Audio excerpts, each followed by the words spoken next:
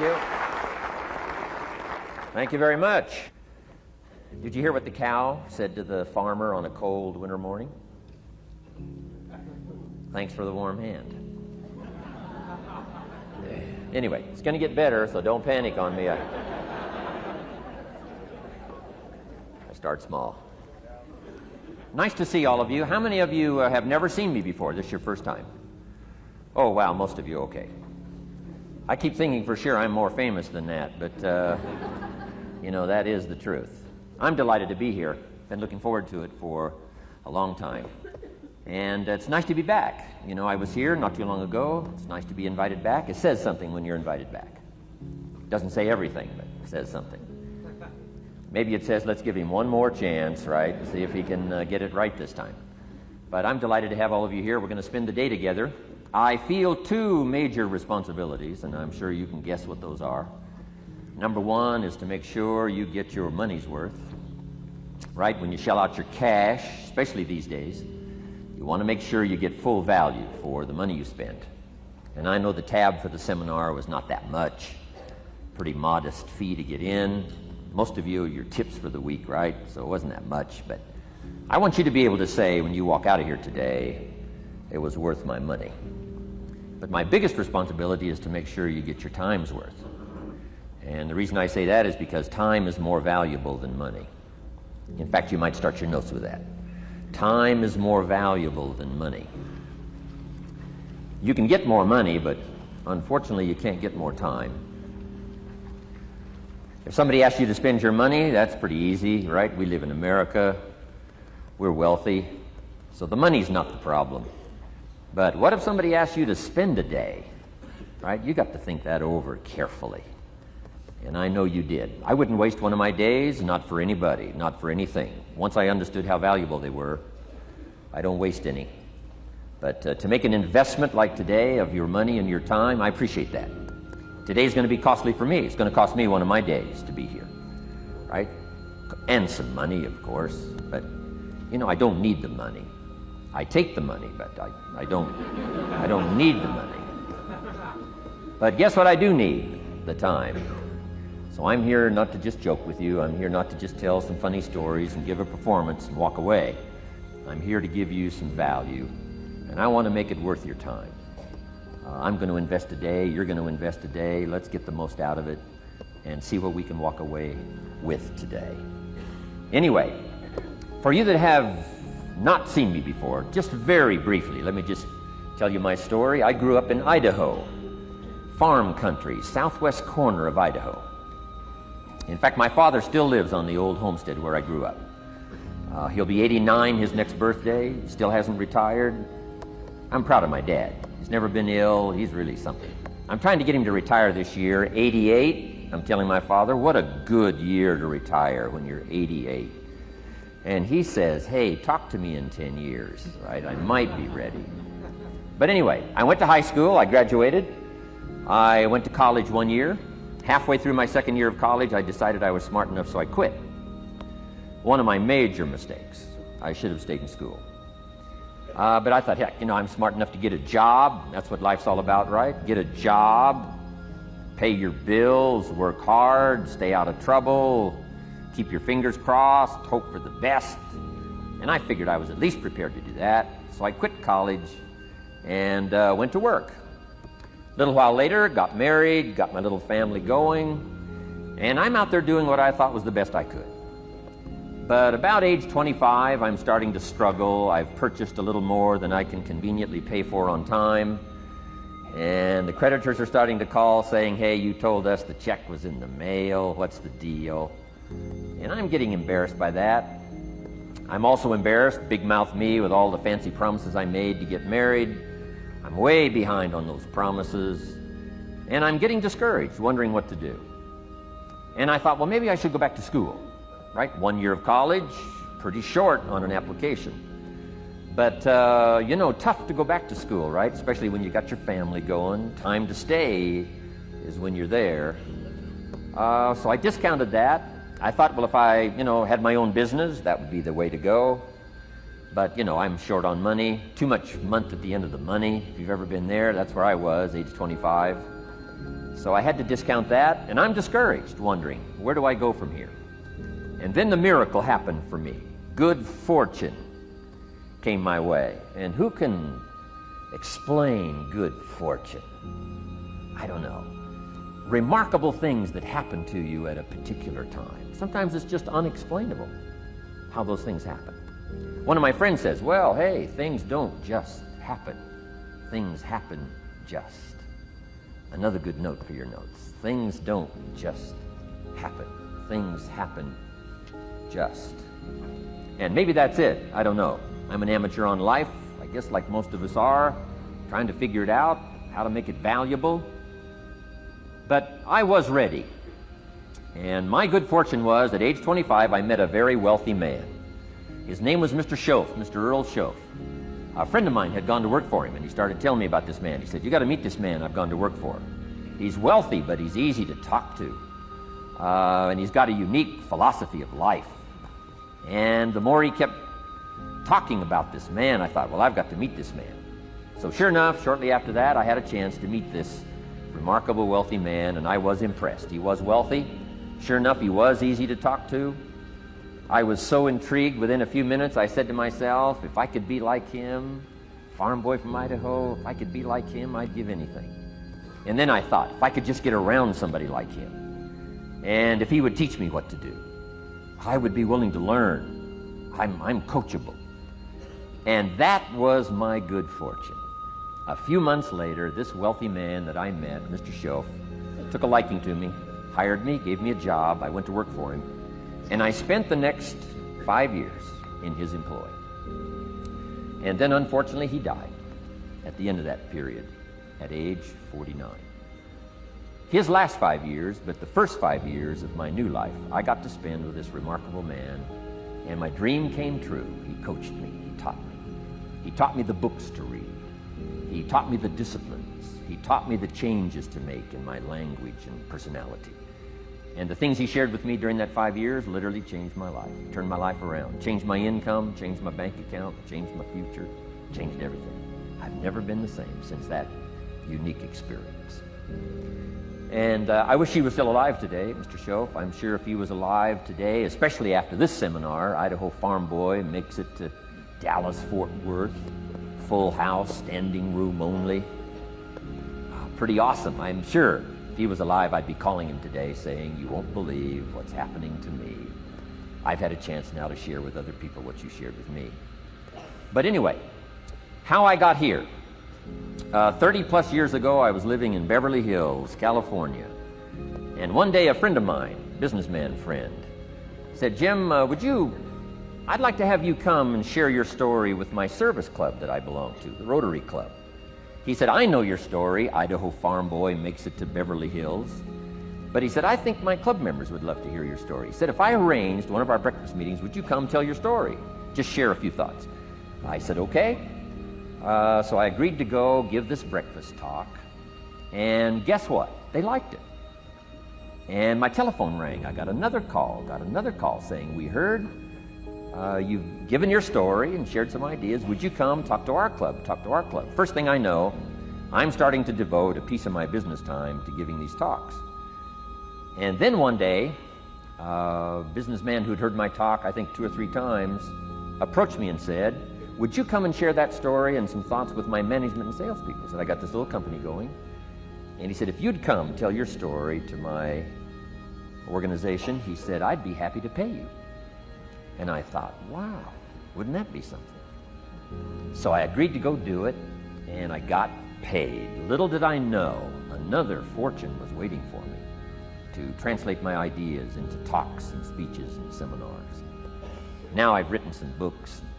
It's on cassette tape. Now I get to travel around the world. Last year I was in Japan, and Israel, Spain, Mexico, Australia, New Zealand, France, Germany, Canada, and now Dallas-Fort Worth. So. Idaho farm boy gets to travel around the world and share his story, and here I am today. Anyway, it's almost too much for me to comprehend. From where I started, raised in obscurity, in a little small farm community, and now to be here today is pretty awesome for me. So anyway, that's just a little bit about my story. My story is probably more intriguing for me than it is for you, but I wanted to hear it again, so I thought I would just, bore you with it.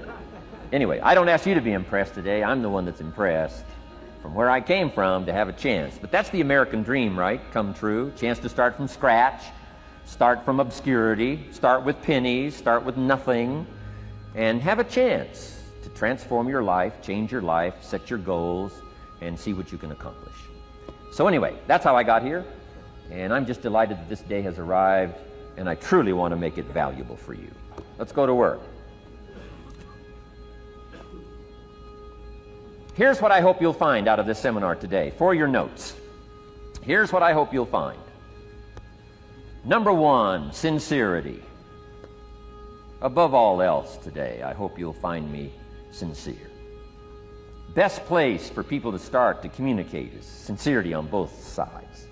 I'm sure you're sincere or you wouldn't be here today, right? To spend this kind of money, to spend this kind of time, roll up your sleeves today, go to work like I am, and get this message. You've got to be sincere. So I assume you're sincere. Now I want you to see me sincere. But I've got a good note for you to make. Sincerity is not a test of truth. Important note to make. Sincerity is not a test of truth. We must not make the mistake of saying he must be right, he's so sincere. That would be a mistake. And here's why. It's possible to be sincerely wrong. So we don't mistake sincerity for truth, right? Sincerity is only a test of sincerity. Truth has to yet be tested by truth, okay? But hopefully you will find me sincere and truthful. Next, a combination of things I hope you'll find here today. Ideas plus inspiration. Ideas plus inspiration. Ideas, business ideas and social ideas and personal ideas, we all need ideas. Right? How to have a good day ideas, how to have a good year ideas, how to have your best year ever ideas, good health ideas, personal relationship ideas, how to deal with your family ideas, sales management ideas, financial freedom for the future ideas. We all need good ideas. So today, I hope you gather up by notes and by what you can remember a lot of ideas. I want to share as many with you as I possibly can in the time constraints we have. Today's going to go very rapidly. I used to think a day like this was a long day. Found out it's a pretty short day. But I'm going to go as fast as I can, share with you as many ideas as I possibly can. And here's why. Ideas can be life-changing. Ideas can be life-changing. And sometimes all you need is just one more in a series of good ideas. It's like dialing the numbers into the lock. Right? You got 5 or 6 numbers dialed into the lock. The lock still won't come open, but you don't need 5 or 6 more numbers. Maybe you just need one more, and maybe a seminar like this could do it. A sermon could do it. The lyrics from a song could do it. The dialogue from a movie could do it. Conversation with a friend might do it. That one last piece you need, number. Dial it into the lock, that's it. The lock comes open, there's the door for you to walk through. And maybe this seminar today could furnish that for you. One more idea. I know you've come with a lot already. Sometimes we get the impression, I used to have that I only had this much going for me and I needed this much. Usually not true. And I'm sure not true of this audience, where I find you today, as well dressed as you look today. As fine as you are sitting here today, it isn't that, you've got this much going for you and you need this much. I would assume you've got this much going for you, and maybe all you need is just a few more thoughts, ideas, to furnish you some ways and means to turn your life into the dream you want it to be. So, ideas. The seminar is going to be loaded with ideas. I want you to take good notes. But here's what else I hope you'll find here today, and that is inspiration. And who knows the mystery of inspiration? Why some people are inspired and some are not? You were inspired to get here. Some were not. Who knows the mystery of that? I don't know. How come you made it? The rest of them didn't make it. We don't know what that mystery is. Some people turned it down. Some people said it costs too much. Some people said it's going to take too much time. Some people are too busy, right? A lot of different excuses why some are inspired to take advantage of something that comes to town. Others pass it up. We don't know the mystery to that. Here's what I call it, mysteries of the mind. And I just leave it at that. Some things I don't try to figure out. I take the simple approach now. right? Some people do and some people don't. I mean, that's about as profound as my philosophy is. Some buy and some don't buy. Some go for it and some don't. Some change and some don't. And if you've been around for a while, you can usually work out the numbers, right? Out of 10, 3 do, 7 don't. Whatever business you're involved in, pretty soon you got this ratio going. The ones that do, the ones that don't. You say, well, why don't the ones that don't, how come they don't? We don't know. I just leave it as a mystery. I used to try to understand all that. I just take the simple approach now. The guy says, this happens to me, this goes wrong for me, and all this stuff goes wrong for me. How come all this stuff happens to me? I say, I don't know, beats me. The best I've been able to figure out is those kind of things always happen to people like you. I mean, right? That's the best I got. I don't know. I'm an amateur on this stuff. What do I know? So just take the simple approach, right? That's how it is. Who knows? Interesting story says the day the Christian church was started. Now, I'm an amateur on the Bible, but best account I can remember, the day the Christian church was started, a magnificent sermon was preached. Great presentation. And if you're a student at all of good communication, it was one of the classic presentations of all times. The sermon, the first day the Christian church was started. And it said this sermon, this presentation was given to a multitude, meaning a lot of people. But it was interesting, as the account gives us, the record, it says, when the sermon was finished, there was a variety of reaction to the same sermon.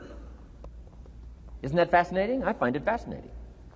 It said some that heard this presentation were perplexed. And I read the presentation, sounded pretty straightforward to me. Said, why would somebody be perplexed with a good, sincere, straightforward presentation? Best answer I've got. They are the perplexed. I mean, what other explanation is there? It doesn't matter who's preaching. Right? It said some that heard this presentation mocked and laughed, made fun of the presentation. I thought, hey, this looks pretty sincere to me. If you give a sincere, honest presentation, why would somebody mock and laugh? Easy explanation. They are the mockers and the laughers. What else would you expect them to do? Right? I used to try to straighten all that out, say, well, they shouldn't do that. I don't do that anymore. I've got peace of mind now. I can sleep like a baby, not try to straighten all this stuff out. I used to be so naive. I used to say, well, liars shouldn't lie. See, how naive can you be? Of course they're supposed to lie. That's why we call them liars. They lie. So I don't straighten this stuff out anymore. Anyway, it said some that heard this magnificent presentation didn't know what was going on. And they're usually easy to spot. They're usually saying, what's going on, right? I mean, they don't know what's going on. But interesting, right? A variety of reaction to the same sincere, honest presentation. Now, it also says, in wrapping it up, some that heard the presentation believed. And I think that's who the speaker was looking for, the believers. Interesting. Now, it said the number of believers was about 3,000. So, pretty good first day. 3,000. I've had some first days, but I never had 3,000. But anyway, 3,000 were believers. And that's the speaker was looking for the believers out of this multitude. And that's about as close as we can come to understanding the mystery. Some believe, and some mock, and some laugh, and some are perplexed, and some don't know what's going on. And you just have to leave it that way. Why? Because that's the way it's going to be. The way to be brilliant is to find out how it's going to be and then say, here's how it should be. I mean, that's how you become brilliant. So, anyway, who knows the mystery? I call it mysteries of the mind. We don't understand. But I don't try to change it anymore.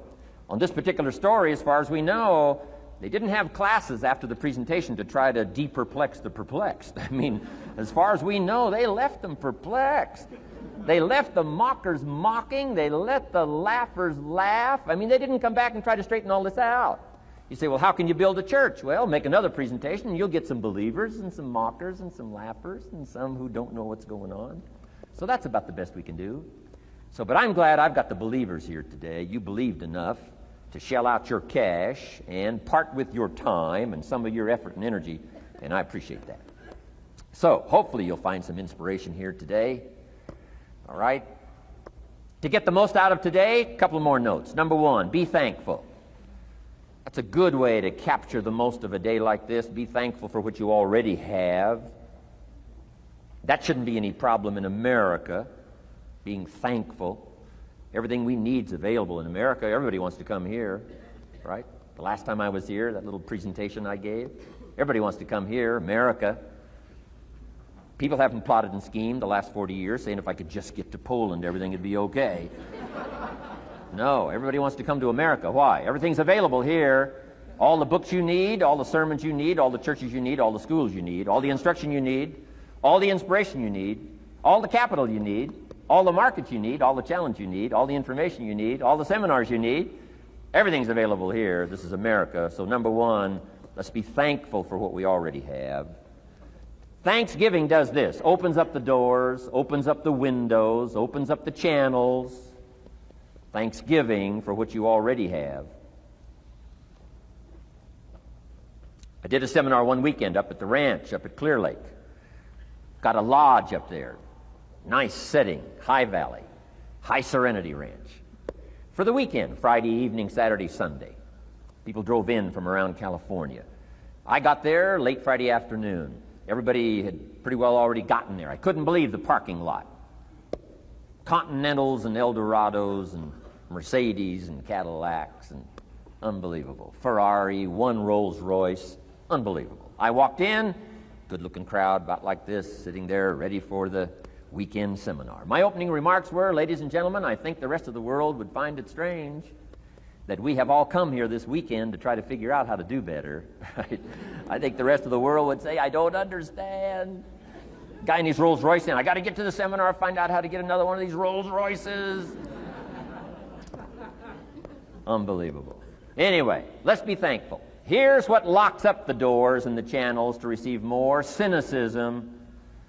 That locks you away. That prevents you from learning more. Being a cynic about the past and the future, a cynic about the marketplace, cynical about the people, cynical about the institutions, cynical about the setup, cynical about yourself, cynical about your chances. See, that locks away all the chance for stuff to flow your way. So, good advice, I think, today. Start off, be thankful. Here's number two, listen well. That's going to be a challenge today. I understand that. It seems like most of, our life is still going on outside these four walls, right? Most of our life seems like it's out, continuing out there. Family and business and associates and market and economy and whatever else is happening in the midst of your life. And to sort of, pull your attention from what's going on out there and put it in here for just a few hours, I know is a challenge. But do the best you can, listen well. And here's the last one, take good notes. Be a good student today. Take some good notes. I've not come to entertain you. As you can tell by my opening joke, right? I would not make it in Las Vegas. So we don't have a dog and pony show today, no entertainment. But I do have some ideas. Take some good notes. Somebody showed me the other day notes that they took about 21 years ago, attending one of my seminars out in Los Angeles. He said, I still use these notes I took 21 years ago to help me in my business, relationship with my family. So I'd like to have these notes that you take today become that valuable for you. Then it would be worth me making the investment to come and spend a portion of my life, my time, my energy here. And I want this investment I'm making here today to pay off. And one of the ways it can pay off for me is for you to take good notes and then go away and use whatever makes sense. Because what I feast on coming back around is the stories out of this audience today. Sure enough, 6 weeks from now, 6 months from now, 6 years from now, somebody's going to, by phone, by letter, by personal contact, walk up to me and say, the things you shared that day got me thinking. And I started making some changes, and let me tell you what's happened to my business. Let me tell you what's happened to my sales career. Let me tell you what's happened to my relationship with my family. See, that'll make it worth it for me. Not the money, the return. Something you can't buy with money. If somebody says, thank you for touching my life and taking the time to make the investment. And that's what I'm all about. So if you'll become a good student today. And here's the last note. Don't be a follower, be a student. You'll be happy to know today we haven't come seeking disciples. We've got no movement for you to join. I'm just here to share some of my experiences, good ideas, best I can. But I think that's good advice. Don't be a follower, be a student, right? Take advice but not orders. Take information, but don't let somebody, order your life. Make sure what you do is the product of your own conclusion.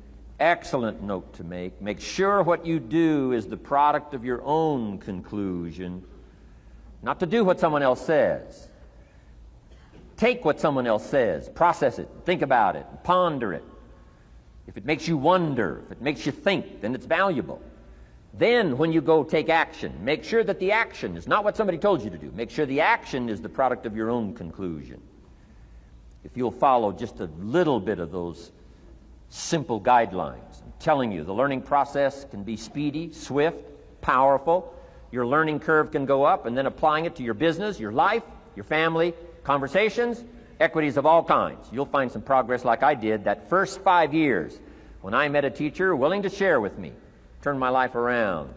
Progress I couldn't believe happened for me. Okay, let's get started. I want to review, I was here last time and we talked about the 5 major pieces to the life puzzle.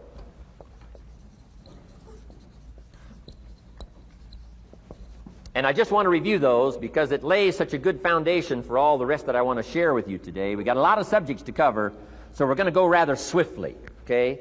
Put on your mental track shoes here and run with me today, because I'm going to deal mostly in concepts. Expect you to, fill in a lot of the details, because I've got a lot to share. I want to get through it all. But let's lay this foundation again of the 5 major pieces. Happens to be the title of my latest book. But I think it is so valuable in laying a foundation. It's some of the things I learned between ages 25 and 30. The teacher who taught me so well. He dealt in these fundamentals, we call these fundamentals. We call these basics. Basics for sports, fundamentals for sports, fundamentals for your business, fundamentals for the way you deal with your family, a few simple things. Few basic things that if you practice every day can make all the difference in the world, how it works out. I boiled it down to 5 major pieces to the life puzzle. Let's just review those. Number 1 is philosophy.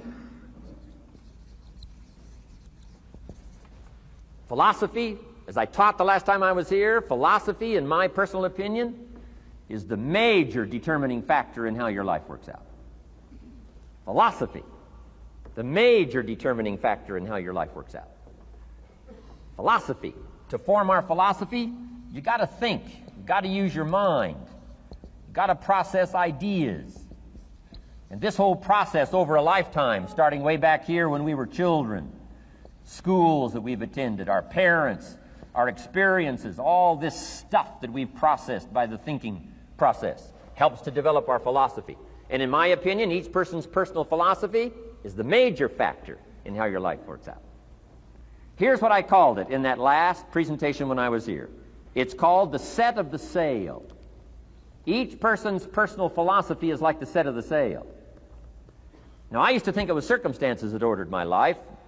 If someone would have asked me at age 25, Mr. Rohn, how come you're not doing well? Pennies in your pocket, creditors calling, nothing in the bank, behind on your promises to your family, you live in America, 25 years old, got a beautiful family, every reason to do well, and things are not going that well for you.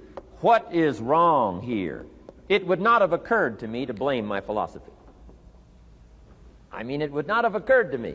Saying, well, I got this lousy philosophy, and that's how come I got pennies in my pocket and nothing in the bank, and things aren't working well. That would not have occurred to me. I found it much easier to blame the government. Much easier to blame the tax problem. I used to say taxes are too high. Top tax rate when I first started paying taxes, 91%. Back then, when your income reached a certain level, all your income over that, 91%. So I used to say that's too high. Now the top tax rate's about 33%. But people are still saying what? Taxes are too. See, but you can't use that anymore. If it's gone from 91 to 33, how could it be too high? Come on. I threw all that old excuse stuff away. Some people found it, though, and they're using it these days. My old list. I used to blame the traffic, the weather, used to blame circumstances, right? People say I'm too tall, I'm too short, I'm too old, I was raised in obscurity, raised on a farm, parents of modest means, all the stuff. If you were to ask me, how come you find yourself here, Mr. Rohn, age 25, living in America, land of abundance and opportunity, pennies, zero in the bank, not doing well, creditors calling, it would not have occurred to me to blame my philosophy. I found it easier to blame the company policy. I used to say, if this is all they pay, how do they expect you to do well? So I figured that, my future was going to be tied to what everybody else was arranging, the economy and, interest rates. I used to say things cost too much. That was my whole explanation, not my philosophy, until my teacher taught me better that this is where the problem was, my own personal philosophy. Here's what's exciting about each person's personal philosophy. That's what makes us different than dogs and animals and birds and cats and spiders and alligators. That's what makes us different than all other life forms. The ability to think, the ability to use your mind, the ability to process ideas, and not just operate by instinct. In the winter, I'm telling you, the goose can only fly south. What if south doesn't look too good? Tough luck. It can only fly south. But see, human beings are not like a goose, can only fly south. I mean, you can turn around, go north, you can go east, you can go west, you can order the entire process of your own life. And we do that by the way we think. We do that by exercising our mind. We do that by processing ideas and come up with a better philosophy, a better strategy for our life, goals for the future, okay? Plans to achieve those goals. All this comes from developing our philosophy.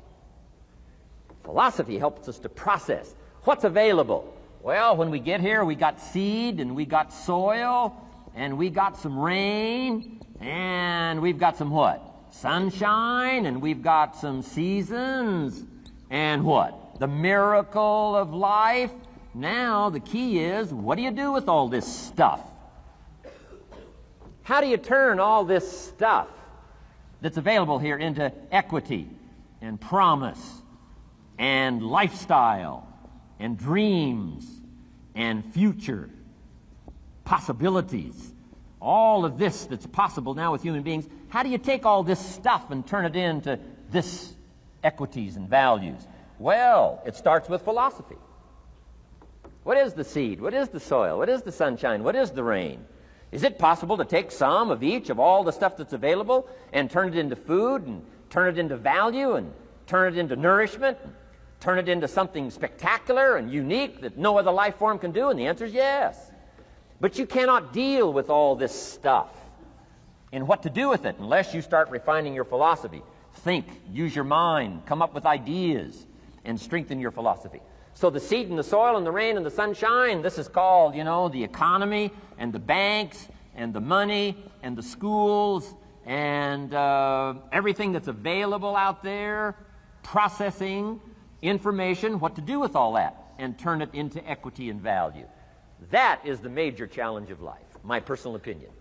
So each person's personal philosophy now is going to determine what you're going to do with seed and soil and sunshine and rain and miracle, the change of seasons. That's it. My personal opinion. Each person's personal philosophy is like the set of the sail. That's what this seminar is for today. Help you to trim a better sail. You don't need a better economy.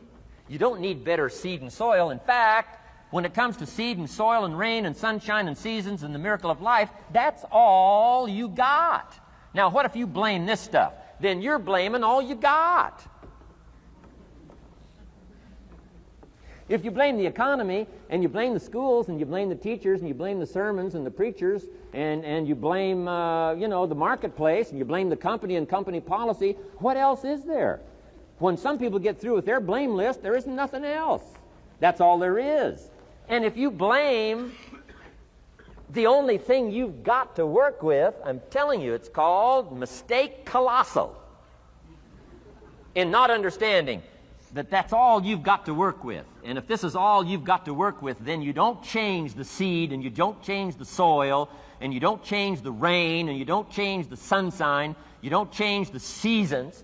Right? Guy says, I'll take 3 springs, 4 summers, 9 falls, no winters. No, you can't fool with this stuff. You got to take it like it comes. Then what do you change to make your life work well? You got to start with your philosophy. Guess what I had to do at age 25 in order to change my own future? I had to change my mind. I had to change my thinking. I had to change my philosophy. I was messed up on what was causing my problem. And once I got that straightened out, that all the stuff I blamed, the government and taxes and the marketplace and the economy and things cost too much, negative relatives, cynical neighbors, once I got rid of that and started going for where the real problem was, which was me, I'm telling you, my life exploded into change. My bank account changed immediately. My income changed immediately. My whole life took on a whole new look and color immediately. And the early results I got from making these philosophical changes tasted so good, I've never stopped the process from that day until this. And I'm telling you, with a little consideration of the refinement of your sail, by setting a better sail, refining your philosophy, your whole life can start to change from today on. You don't have to wait till tomorrow. You don't have to wait till next month. You don't have to wait till spring. You don't have to wait till 93. You can start this whole process immediately. I recommend it. Now, some people do so little thinking, they don't even have their sail up. I mean, you can imagine where they're going to wind up at the end of this week, at the end of this month, at the end of this year. Now's the chance to change, process all this information. So number one is philosophy. Okay. And we dealt with all that, where we get ideas from personal experience, from other people's experiences. I don't want to get into all those details because we covered that the last time I was here. But philosophy, that's number one, my personal opinion. Each person's personal philosophy. Here's the definition of success and failure. Just make this note. Here's failure. A few errors in judgment, repeated